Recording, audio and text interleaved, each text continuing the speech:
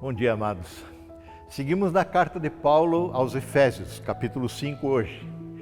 Sem dúvida, essa carta reflete a profundidade do relacionamento de Paulo com os Efésios. A profundidade teológica desta carta pastoral e sua preocupação na vivência comunitária dos irmãos de Éfeso refletem o amor e o cuidado de Paulo por essa comunidade, por esta igreja. Entre outros temas, a carta toda nos conduz ao tesouro do batismo em Cristo, como novas criaturas que somos, em sua igreja, onde um novo modo de vida prevalece. Ou seja, a fé no Cristo vivo nos vincula com o seu senhorio. Crer em Cristo é mais do que um ato litúrgico, um ato religioso.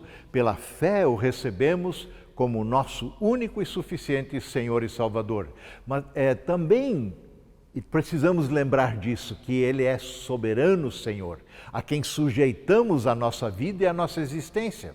E isso nos coloca numa nova relação com o Senhor Deus, nosso Pai amado em Cristo Jesus. Agora queremos não mais seguir a satisfazer os nossos desejos pessoais, da nossa carne, do nosso coração, mas ansiamos e buscamos conhecer e fazer a boa, perfeita e agradável vontade do Pai. Por essa razão, Paulo abre o capítulo 5 dizendo, verso 1, portanto, ou seja, ele está concluindo o seu pensamento do que ele vem dizendo anteriormente, pelo fato de Deus ter nos perdoado em Cristo, portanto, como filhos amados de Deus, que somos agora, pela razão de crermos em Cristo, imitem o Pai e Deus em tudo o que fizerem. Os que têm filhos devem ter percebido o quanto os nossos filhos se tornam parecidos conosco. Não porque fazem o que lhes dizemos, mas porque costumam muito mais nos imitar naquilo que nós fazemos. Os filhos nos observam o tempo todo e nos imitam nas coisas boas, mas também nas ruins. Agora, nosso Pai Celestial só irradia a luz, bondade, verdade, graça, misericórdia, justiça, retidão, amor. Conforme lemos em Tiago 1, 16 e 17, não se deixe enganar, meus amados irmãos, toda dádiva que é boa e perfeita vem do alto, do Pai das luzes. Nele não há variação e nem sombra de mudança. É por essa razão que Paulo nos faz esta exortação nos versos iniciais de Efésios 5. Portanto, como filhos amados de Deus, imitem o Pai e Deus em tudo que fizerem. Em primeiro lugar, é preciso levar em consideração que vocês só conseguem imitar, nós só conseguimos imitar aquilo que nós conhecemos. Pois as mães ausentes, os pais ausentes, jamais serão imitados por seus filhos. Eles não os conhecem, não sabem como pensam, não sabem como agem e reagem nas circunstâncias da vida. Portanto, nossa imitação se dá na condição de filhos amados e íntimos do Pai, que são chamados a imitarem o Pai e Deus em tudo que fizerem. Mas esta não é uma tarefa impossível. Como poderíamos imitar um Pai que é perfeito, santo, absolutamente bom em tudo que faz? Jesus mesmo não demanda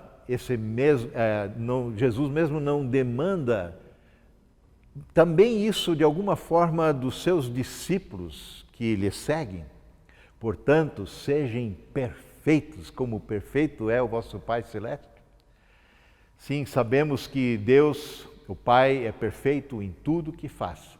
Mas convenhamos, Ele é Deus, o Todo-Poderoso, Criador e mantenedor de toda a sua criação. Como o Senhor pode demandar algo assim de nós, então? Nem Paulo e muito menos Jesus nos colocam diante de uma tarefa impossível. Paulo segue dizendo no verso 2, vivam em amor, seguindo o exemplo de Cristo, que nos amou e se entregou por nós como oferta e sacrifício de aroma agradável a Deus. O contexto no qual Jesus demanda de seus seguidores, dizendo, portanto, sejam perfeitos como perfeito é o Pai Celestial, é exatamente o mesmo, ou seja, é quando ele nos apresenta a lei maior, a lei do amor. Vocês ouviram que foi dito: ame o seu próximo e odeie o seu inimigo, disse Jesus. Eu, porém, lhes digo: amem os seus inimigos e orem pelos que os perseguem. Desse modo, conclui Jesus, vocês agirão como verdadeiros filhos de seu Pai, que está no céu, pois ele dá a luz do sol tanto a maus como a bons, faz chover sobre justos e injustos. A mesma lógica está presente na palavra de despedida de Jesus, quando ele diz: meus filhinhos, vou estar com vocês apenas mais um pouco. Um novo mandamento lhes dou: amem-se uns aos outros. Como eu os amei, vocês devem amar-se uns aos outros.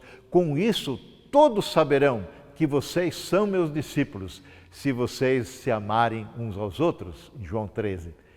Imitar o Pai e Deus não é outra coisa que viver em seu amor. Isso nos confere identidade. Quem olha para nós deverá concluir: sim, eles são de fato filhos do Pai Celestial. Sim, eles são de fato seguidores de Jesus. O mundo à nossa volta tem percebido essa nossa identidade com Cristo?